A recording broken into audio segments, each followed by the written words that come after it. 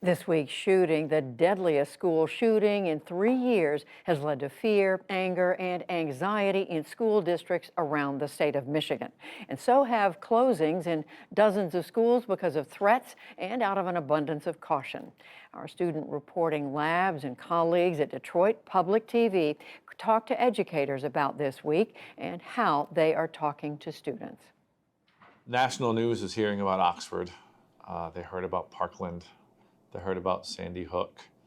The story that's not out there, and I think a lot of people don't know about, is the story of the surrounding communities and how an event like Oxford High School's shooting is affecting more than Oxford. You know, my wife, everybody, we all took that moment to be like, wow, I can't believe this happened. It is happening very close. It's something you always see on the news, but now you see it and you're like, wait a minute, I know that building. I see people I know. And we've all been just deeply, deeply touched by this. And it's going to take some time to heal. And I think the best thing I can do right now is listen to people and to help them, feel their feelings. So many people are angry. Throughout Michigan, at many schools in the Tri-County area, there were threats of violence in other schools, and so kids stayed away. Many schools in the Metro Detroit area were closed today. Superintendents called off. We were in session, and attendance was at 50% at best. But for the kids that were here, we're here to support them. The easiest way for me to process this is not to ignore it, but just to full steam ahead in regards to what my job is here. Students want to talk about it. They want to voice their opinions about it.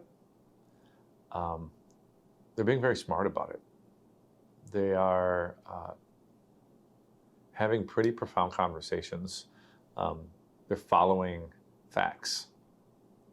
They're not following the social media hype or rumors. We've talked a lot about how important it is for them to help each other feel safe by paying attention to those loner students or the ones who are a little bit more quiet. We had some group activities going on this week, and I noticed they seem to be a little bit more open to paying attention to those kids who didn't have a group, who weren't selected for their own group. And, I too have been encouraging them to just kind of open up and pay attention to the kids around them. I can't tell you how many people I've talked to over the past few days that started off really angry or, mad about something. And in the end, they really, it wasn't about being angry. It's about the fact that they are so sad and almost scared, for what might have happened to their own child. And that's really touched me. So, I think we just have to be really compassionate right now and just listen to one another and be kind and